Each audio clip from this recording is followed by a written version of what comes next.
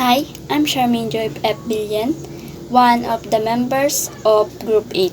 Our topic is about reading and analyzing a balance sheet with financial ratio. In this presentation, I will provide 5 example problems with solution to demonstrate how to get debt to equity ratios. Problem number 1. Company A has a total debt of $600,000 and $540,000 in equity. What is the debt to equity ratio of Company A? This is the solution of problem number 1. First, to calculate the debt to equity ratio of Company A, use this formula. Debt to equity ratio equal total debt divided by owner or shareholder equity. So the formula look like this. $600,000 divided by $540,000 equal 1.1 or a ratio of 1.1 debt equity. The debt equity ratio of Company A is 1.1. So the result means that Company A is doing well, because a ratio of 1 implies that creditors and investors are on equal footing in the company assets. Problem number 2. Coca-Cola Company has provided the following balance sheet information at the end of fiscal year. Total debt, $24,409. The owner or shareholder equity is $27,833. Calculate the debt to equity ratio for Coca-Cola Company. This is the solution of problem number 2. First, to calculate the debt to equity ratio of Coca-Cola Company, use this formula. Debt to equity ratio equal total debt divided by owner or shareholder equity. So the formula look like this.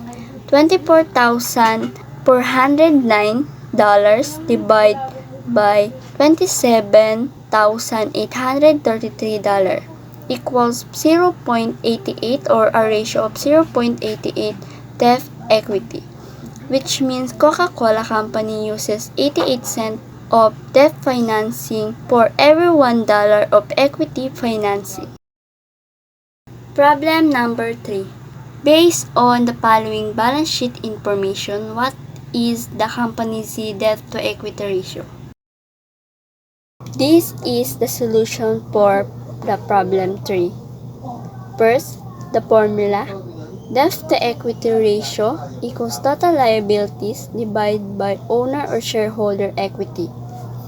Based on the balance sheet information of Company Z, the total liabilities is $71,750 and the total shareholder equity is $115,500. So the formula is look like this. 71,750 divided by 115,500 is equals to 0.62 or a ratio of 0.62 debt equity. In this case, Company C is also doing well because 0.62 debt equity ratio is considered acceptable. Problem number 4. Petersen Trading Company has a total liabilities of $976,500 and a total stockholders' equity of $450,000. Calculate the debt equity ratio of Petersen Trading Company. This is the solution for the problem number 4. First, the formula. Debt to equity ratio equals total liabilities divided by stockholders' equity. Based on the given information, the total liabilities of Petersen Trading Company is $976,500 and the total stockholders' equity is $450,000. So the formula look like this. $976,500 divided by 450,000 equals 2.17 or a ratio of 2.17 liabilities equity. The debt to equity ratio of Peterson Trading Company is 2.17 and a ratio of 2.17 is considered risky. It means that majority of the assets of Peterson Trading Company are funded through debt. For the last problem, if the total debt of company is worth of 30 million pesos and the total equity is worth 110 million, then what is the debt to equity ratio?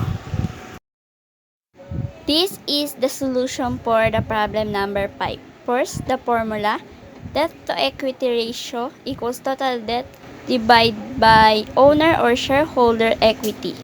Based on the problem, the total debt of a company is 30 million pesos and the total equity is 110 million pesos. So, the formula look like this. 30 million pesos divided by 110 million pesos equals 0.26 or a ratio of 0.26 debt equity. This means that for every dollar in equity, the firm has 26 cents in leverage. And this is the end of my presentation.